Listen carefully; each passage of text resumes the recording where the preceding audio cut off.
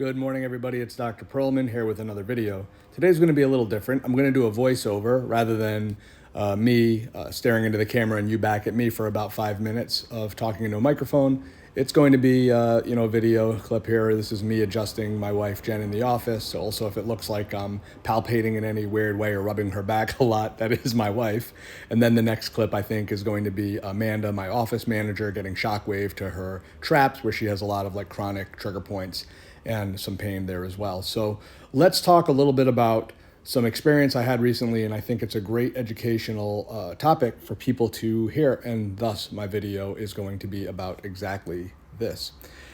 People come into the chiropractor a lot who have busy lives, and really what ends up keeping them doing from what it is they really want or love or need to do is the pain. And they go seek chiropractic for neck and back pain or other kinds of pains, and they expect for chiropractic to be something that works for them and to move on back to their lives.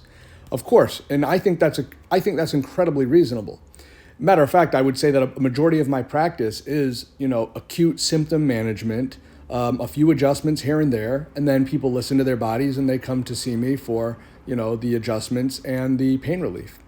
What I have found to be a little bit of an issue is when people even if they've been my patients for a long time, they believe that a single adjustment as a snapshot in time is a representation, not just of me as a practitioner, but their body's ability to adapt to the chiropractic adjustment, thus chiropractic potentially not working if they didn't feel better or fixed over one adjustment. And the reason I'm bringing this up is it's not reasonable to think that an acute injury or a chronic injury that is exacerbated is going to respond to one adjustment. Our bodies are complex.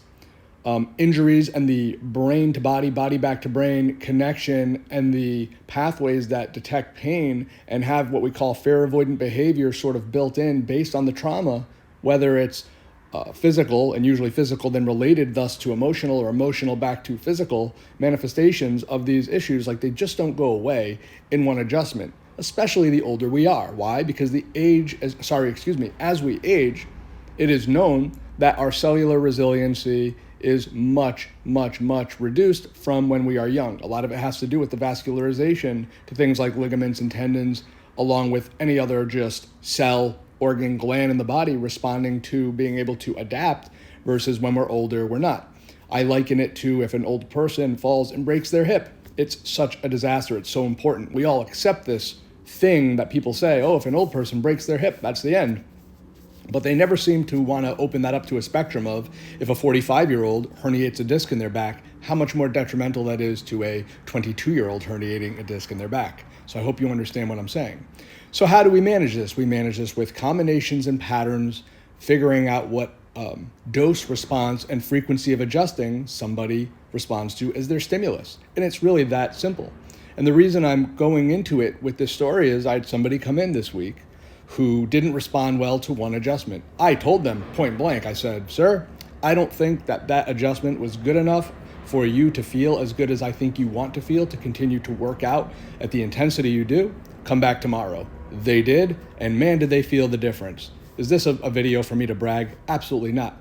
This is a video to simply say there's a reason I've been practicing like this and have had a lot of success over the 5 years of managing pain-based cases, back, spine, neck, call it what you want. It's working in those combinations and patterns, knowing what I expect and what I hope that I encourage my patients to expect for their outcomes. But it doesn't happen in one visit. Sometimes it doesn't happen in two. Sometimes it happens between 4 and 6 visits. Again, a person came in, they were in a pretty bad car accident, high speed, seatbelt, bruised them, scarred them really good, left-sided pain, whiplash, really bad impact. And a young lady came in, she's got mother of 4, she's in her 40s, and she was not too happy, I think, in the first 2 visits. I think she was expecting a lot more relief. But by golly, as they say, after the 3rd visit, she was feeling significant improvement. And by the 4th, I think she's realizing she's almost back to baseline doing some yoga. Now, if this person goes to the chiropractors that is going to be recommended for a car accident type of case, which, I've done some of those and still do some of those, she's going to be looking at, potentially 30 visits of some necessary and some unnecessary modalities. And here I am not telling them that they're better in 4 or 5 visits, but it's the expectation. She was very discouraged early, and then I believe very encouraged later. And that's just it. If you out there are suffering with a significant injury, or it doesn't seem significant maybe to everyone else, but it's significant to you, you got to understand that a lot of these injuries don't happen overnight, even if it's a proverbial straw that breaks the camel's back. They are 10, 15, 20-year problems that are coming back to haunt you now. Your body is fatigued. It is less resilient. These things take time to heal, and that is the topic of this video. Is I've said it before, but I wanted to give you kind of a real-life example and hope you'd be more engaged, and that is that real healing takes time.